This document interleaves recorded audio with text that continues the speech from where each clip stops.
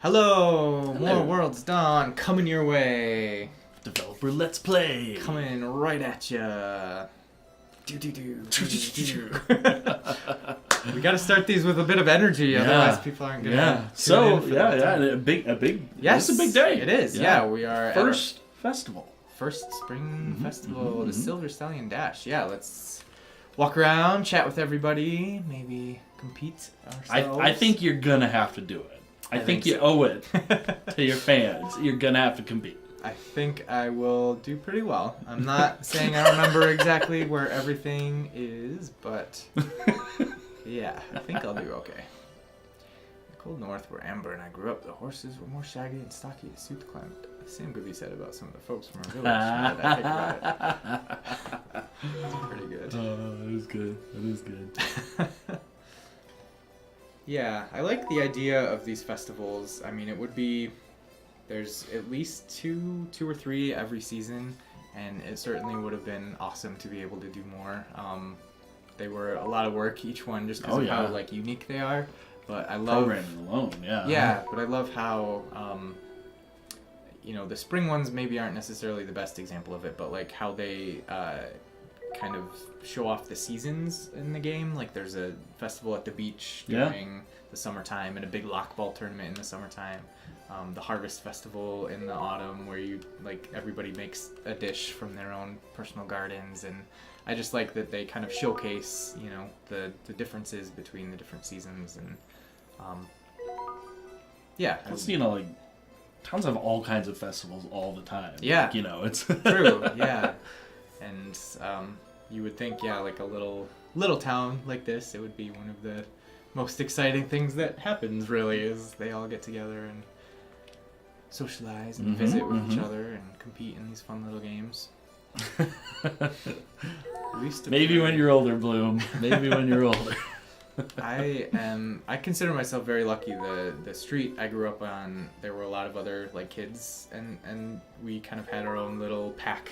Me and my two brothers and some of the neighborhood kids, and we would have block parties and stuff. We had so many just awesome neighbors and families. I grew up in a really nice little neighborhood, friendly little neighborhood, and I just remember getting together and blocking off the road and playing doing water balloon toss and all these fun little carnival games and stuff. So it kind of reminds me of the Sugar Blossom experience. That's fun. Yeah.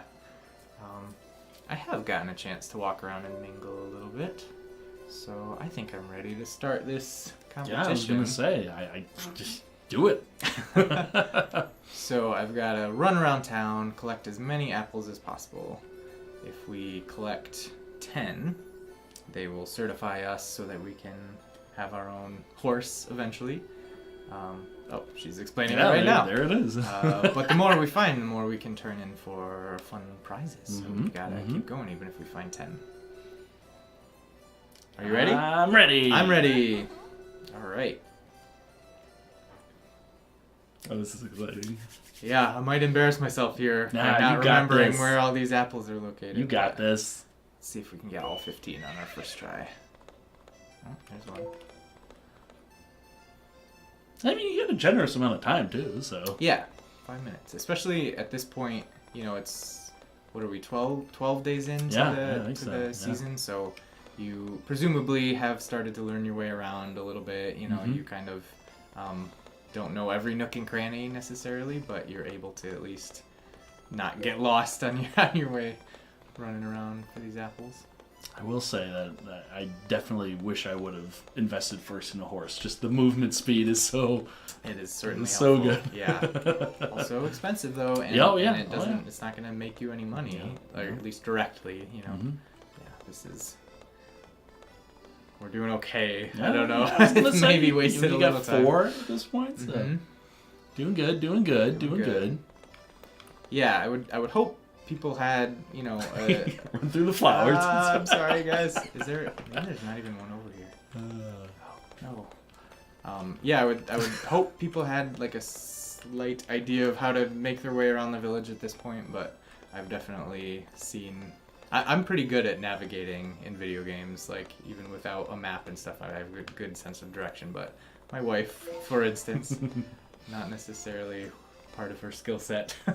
Finds herself lost in video games, like, you know, it could be winter in World's Dawn. Still like, where's the bakery? It's helpful though that you have maps like on every block, basically. You know, hopefully you're not going to stumble around too long without like finding if something. maybe you don't know exactly where something is, you have the ability to find it at least. Yes. So Yes. that's good. You got 6 apples. Keep going. I just hope we don't, because if you're running around and you get them all in the different like areas, you're doing okay. But if you like move on to the next area then that's what's gonna kill us. It's gonna cost you some time. Having to make our way all the way back once we get down to the ocean or whatever, you know. I think there's one. If you like navigate this crazy forest. No, I'm wrong. It was just some berries. I don't know if we're gonna quite get them all. I mean, well, as long as you hit the 10, as long as we hit the 10, I'll be happy. Minimum, yeah. You know, obviously try and go the most possible. But oh That's man, that one. I was gonna say, did you pass by that one? I mean, I didn't see it there either. So it's got the fun. Click. We chatted a little about the music in the game by Eric Matias. I really like this one. Yeah, it just like adds to the competition festival. It's like so bouncy and happy, and it's got some whimsy to it, but it's still like it's rhythmic. Yeah, you gotta. Oh, there's one. Someone hid an apple on your farm instead. Oh, clever. They did that very quick. I guess they had their own horse. Perhaps. The deep lore. There's one down here. No. Okay. You're doing pretty good. You got 12 now. Good. So you yeah. still, if there's pretty much 2 minutes still. So. I think we've probably got it. You got one up there. Oh, good eye. Whoa. That's my one contribution. 1/15 of the. Yeah. Well done. Yay! I would guess that there's one in the backwoods and one on the beach, beach. maybe. Yeah. Yeah. That makes sense. If that's true, then we did pretty good.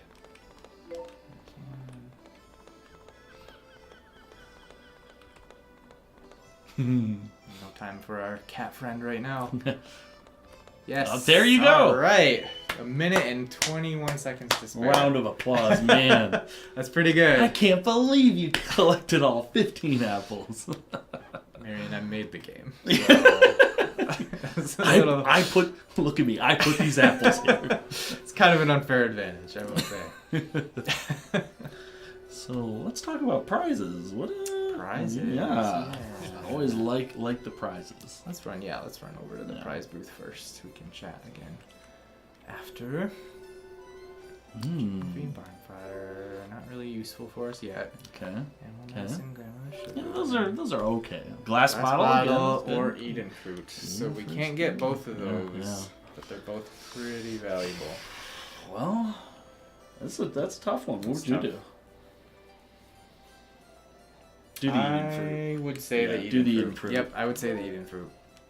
Energy is very valuable at this point in the game. I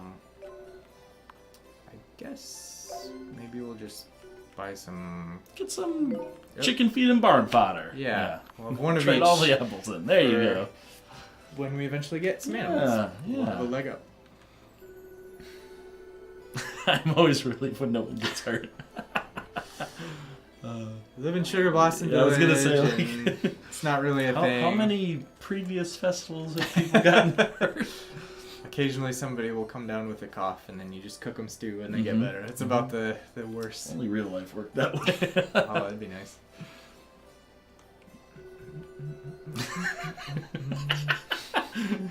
Oh, so much faith in me. I know it's refreshing.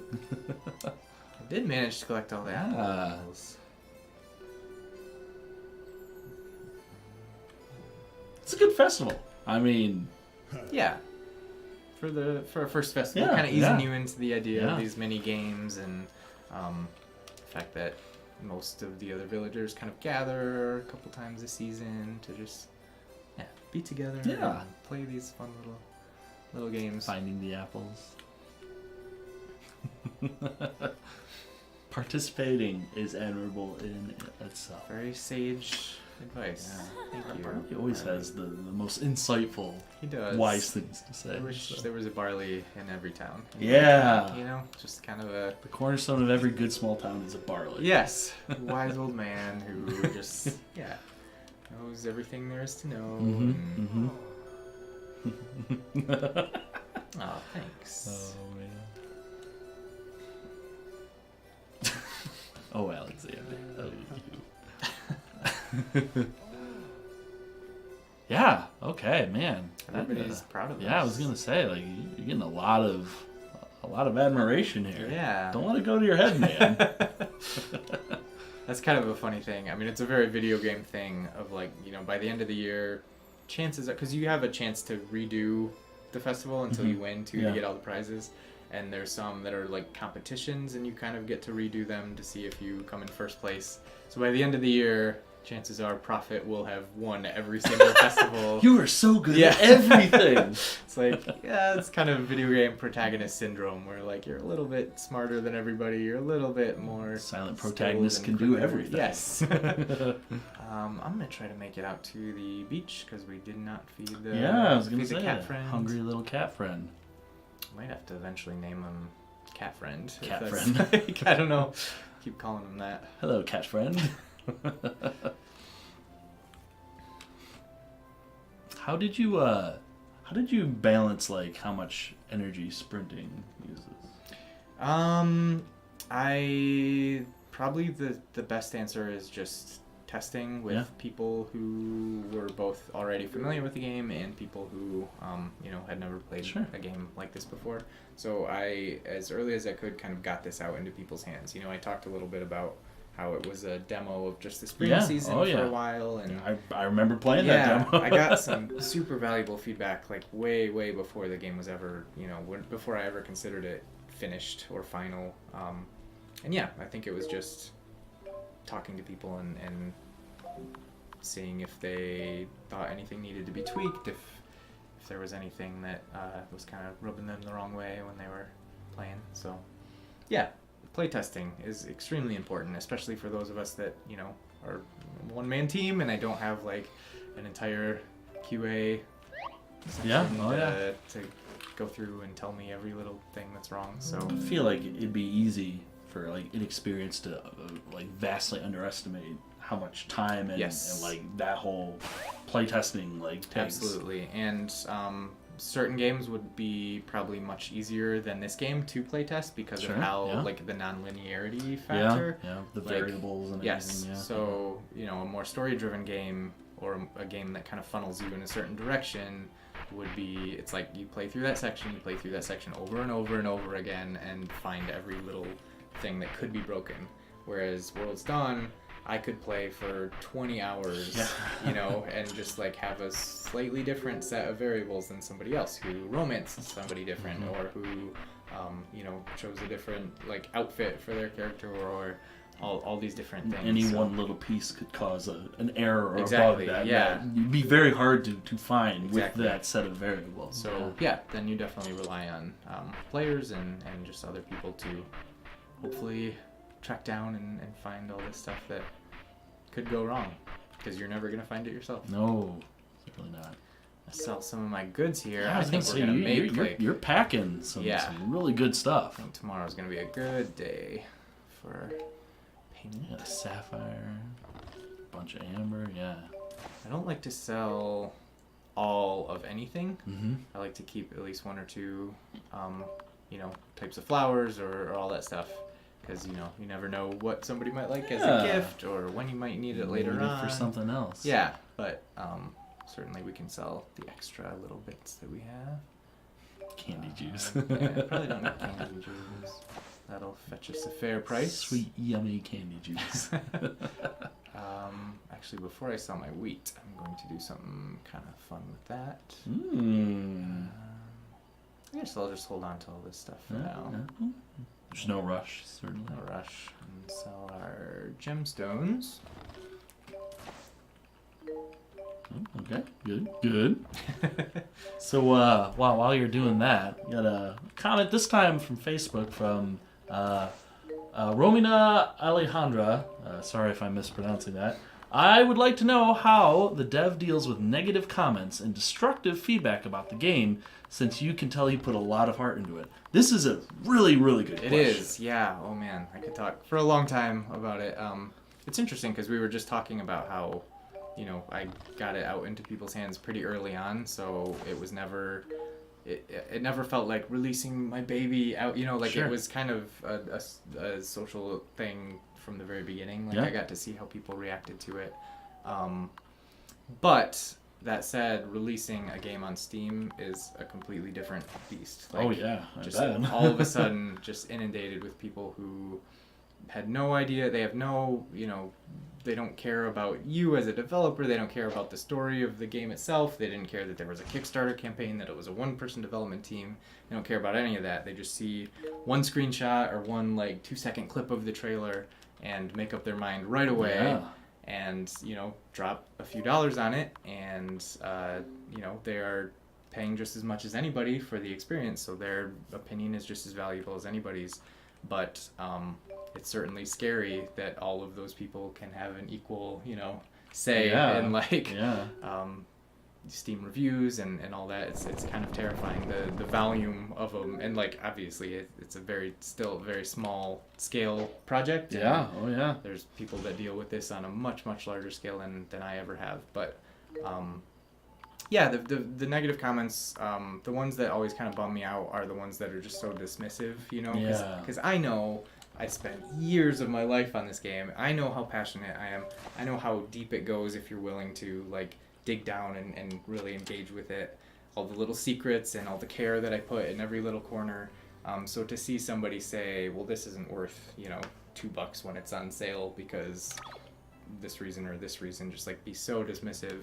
And that's their opinion, and it's just terrifying that in this world where there are a million other games to play, at any point you have this much time to capture somebody and this much time for them to make up their minds about your product. So that was always kind of the worst of it. It's I want to have a dialogue with these people. If you really don't like this game, tell me why. I want to know. But it's always just the two word comments or one sentence comments that are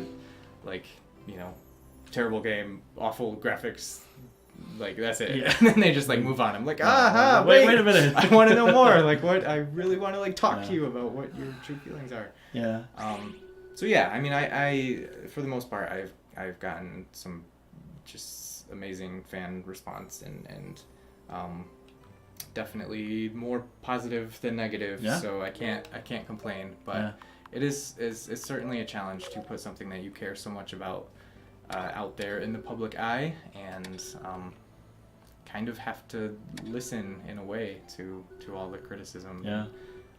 Being able to accept the criticism for what it is. Yeah. And kind of dealing with that. I think that applies to just about any type of media or creative venture, really. And it's easy, most of the time it's easy to tell when the criticism is valid criticism, and that you can, it's obviously it's good. You can learn a lot from you can learn more from criticism than you can from just shallow praise or whatever. So it is it is really good to engage with somebody who has legitimate problems, issues with the game, and to understand them and to have this dialogue with them. And there was plenty of that also, and it's just realizing that a game is kind of a collaborative experience in a lot of ways between the developer and the player. It's their story as much as it's my story. So realizing that these decisions that I make aren't these big sacred things. They're just one part of the one piece of the pie, and it takes the player to actually come in and make them valuable or not valuable. Yeah. So yeah, just I guess respecting the player and respecting that everybody has different tastes, and just because I put so much time and effort and love into this game is obviously not going to mean that everyone likes it or has to, and that's fine. Yeah. So great question. Yeah. Good really, answers. Really too. good question. Yeah. I have nothing but respect for developers that some developers have just gone through some really rough Oh yeah. stuff, you know, and I'm always kind of sympathetic. I'm always on their side, even if Sometimes when it's not even their fault. Yeah, Like, exactly. yeah, it's just- Like most of the time, like the thing, kind of my pet peeve is when people throw around the word lazy when it comes to Yeah. developers, and I've met developers and like maybe some of them are, but I just like I don't think you can use that word. I think most, like 99% of the time, the issue isn't that the developer was lazy or irresponsible or whatever. It's just, there were factors out of their control, whether it's, budget constraints, time constraints, whether just something wasn't quite working. Yeah. I think the best thing a developer can do is be honest, and that's really hard when you're working with a publisher and you're trying to make money. And, you know what I mean? Oh, So, yeah. yeah, I think like 99% of the problems that people have with their favorite developers putting out a game that they don't love, or the complaints that they have, could be solved by just like if the developer was open about it. I think the slimiest stuff is when it's like it seems like they're trying to deceive me for my money. It seems like they're trying to take my love of this thing and twist it and do something scummy with it.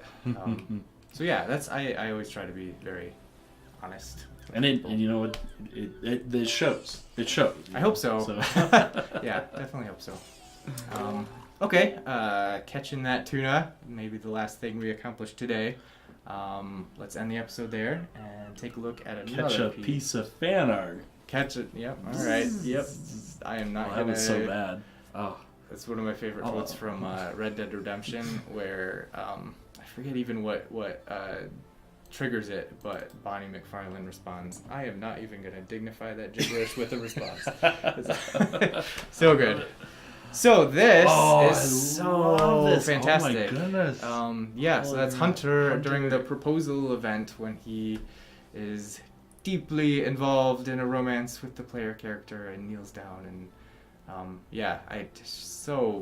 well done. Like that the coloring, fantastic. the shading, very expressive in his eyes. He's very, he's blushing. He's very emotional about this moment. Hunter is my favorite, so like seeing this, I'm just like, holy cow, that's so amazing. Good. I think they captured him so well. Like, the cool, spiky anime hair. The sheepish kind of look, like, oh, that's perfect. Yes. That is fantastic. Very, very good. Yeah. So this piece was done by, no chance I'm going to get this name right. Thank you, no chance I'm going to get this name. Kunana Arts on Twitter. That is fantastic. Yeah, very, very lovely piece. Thank you for Hunter. this submission. This is amazing. It is. I love this. And as always, thank you guys for tuning in. Yes, for tuning. Yeah, we've got to keep making this more of like a fun showtime. Like all these, maybe add some sound effects. Like, like some buzzing, some some air horn sounds. Until then, you'll just have to deal with us. Yeah. See you next time. Bye.